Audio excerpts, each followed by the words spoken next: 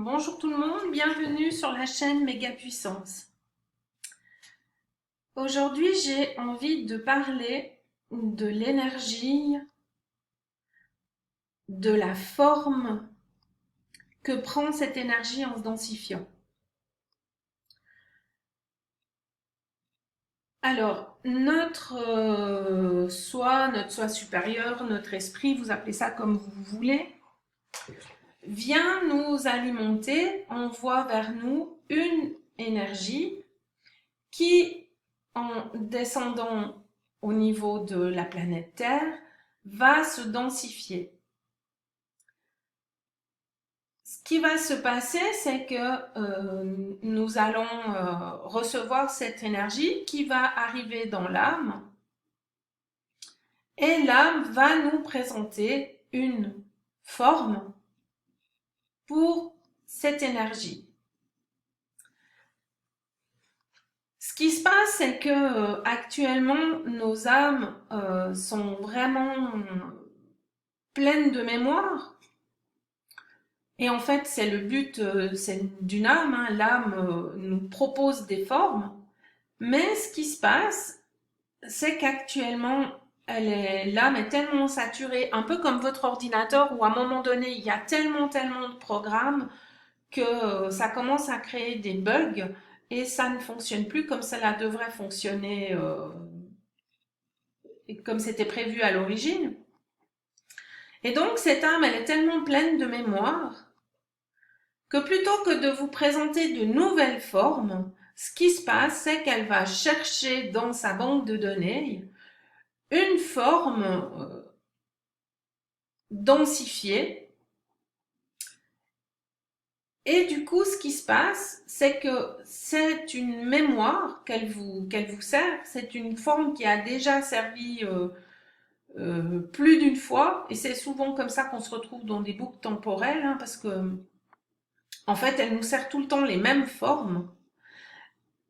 Et du coup, ce qui se passe, c'est que vous vous dites, ouais, mais bon, là, je suis en train de tourner en rond, c'est toujours les mêmes choses qui arrivent. Alors, ce qu'il faut savoir, c'est que à mesure qu'on reçoit cette forme-là, qu'on a déjà vécue, nous allons pouvoir corriger, effacer, intégrer l'énergie qui justement était bloquée dans cette mémoire-là, qu'elle nous sert, et intégrer le noyau énergétique de cette mémoire de façon à libérer sur le plan de l'âme l'événement et l'émotion qui a été ressentie et vécue dans cet événement et qui est resté bloqué.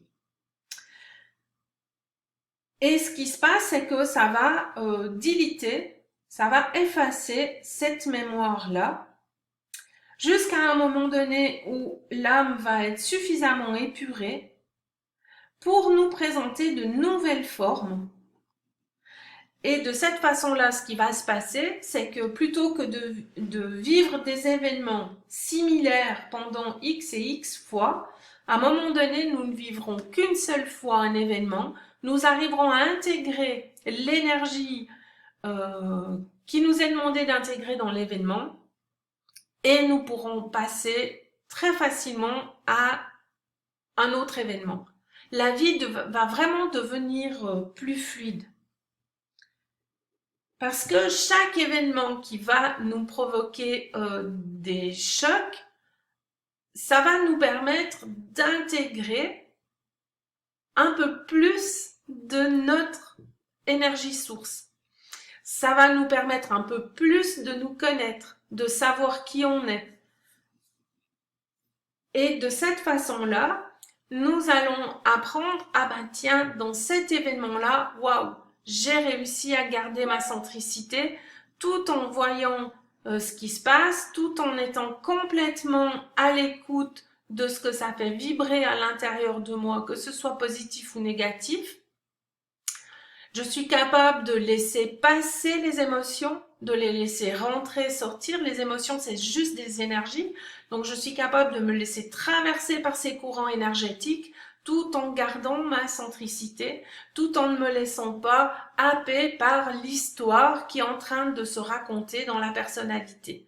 Et ça, c'est vraiment un des buts de notre venue sur cette planète, c'est-à-dire arriver à vivre en temps direct l'événement, l'émotion, se laisser traverser par l'émotion, par ce qui se passe, par le courant de vie qui se passe, sans jamais être décentré de notre centre, de notre présence, mais bien en observateur. Mais c'est un double regard. Il faut être conscient de ça. C'est pas juste être observateur, c'est être à la fois l'observateur et l'observé, c'est-à-dire observateur de ce qui se passe et en même temps acteur de ce qui se vit. Et c'est un double regard que nous sommes en train de développer actuellement pour beaucoup de personnes. Et au début, il y a des couacs, parce qu'au début, tout d'un coup, on se retrouve dans la personnalité, puis on perd notre centricité, et donc on se retrouve à l'extérieur de soi. Et tout l'enjeu est de revenir à l'intérieur et de vraiment se recentrer au plus profond de soi dans son mouvement vertical et en même temps d'observer notre mouvement horizontal qui est notre personnalité et de rester à ce croisement entre les deux, de garder ce double mouvement d'observateur et d'acteur et vraiment de regarder tous les mouvements émotionnels, toutes les pensées qui nous traversent, toute l'énergie qui passe à travers nous et d'être dans cet état d'œil neuf, de se dire waouh, là il y a ça qui se joue maintenant et de toujours regarder les événements avec un œil neuf, de les vivre comme si c'était la première fois que nous les vivions, d'une façon à ne pas enclencher les vieilles mémoires, la vieille façon de fonctionner, mais à partir de ce centre, d'observer ça comme si c'était la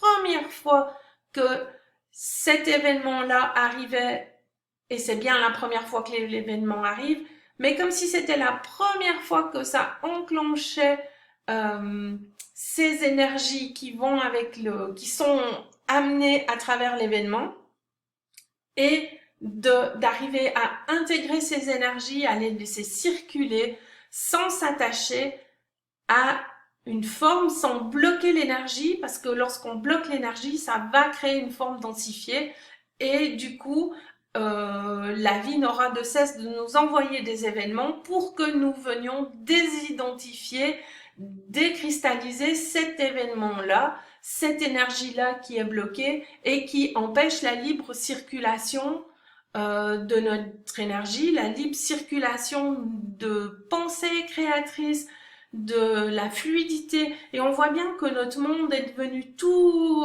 comment dire, il est très dense, mais il est aussi plein d'idées sur la façon dont on devrait être, dont on devrait faire.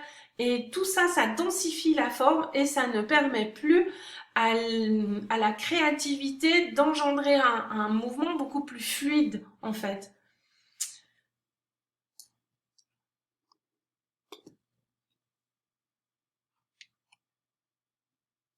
Alors, ça me dit aussi que dans ce mouvement-là,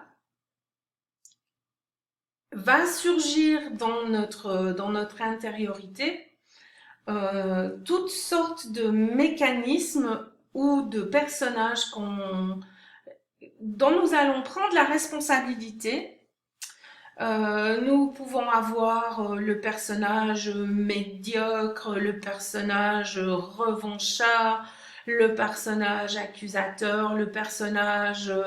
enfin, plein de personnages pas très, on va dire, glamour. Tous ces personnages-là qu'on ne veut pas voir de nous, mais en fait, si on peut avoir des côtés très, très beaux, très altruistes, il faut savoir que nous sommes dans une planète dualitaire et donc le meilleur côtoie le pire. Et qu'à un moment donné, nous allons être amenés à, comment dire, à accepter, mais à intégrer aussi les pires aspects de notre personnalité, à les assumer de façon à avoir un noyau de personnalité suffisamment cohérent, puisqu'on est capable de s'accepter, de s'aimer dans le meilleur et dans le pire. Donc ce noyau de personnalité étant suffisamment cohérent, va permettre à l'énergie qui nous arrive depuis notre source d'expérimenter de façon très fluide n'importe quel événement, puisque nous sommes à même de nous aimer tels que nous sommes. Si ça vient réveiller un aspect de nous pas très, entre guillemets, glorieux, eh ben ok, j'assume que là, dans cette situation-là, mon comportement n'a pas été glorieux. Et ben je vais me réapproprier euh, ce personnage-là à l'intérieur de moi en sachant qu'il existe, et je reviens au centre de moi, je redeviens comment on appelle ça, l'observateur, et je regarde dans cette situation-là, dans cet événement-là, quels sont les personnages intérieurs qui s'activent et qu'est-ce qui est... parce que le personnage, c'est la forme qui s'est activée, mais quelle est l'énergie source qui est bloquée derrière ce personnage, qui fait que c'est ce personnage-là qui émerge plutôt qu'un autre. Le personnage, pour moi, c'est toujours la pointe de l'iceberg.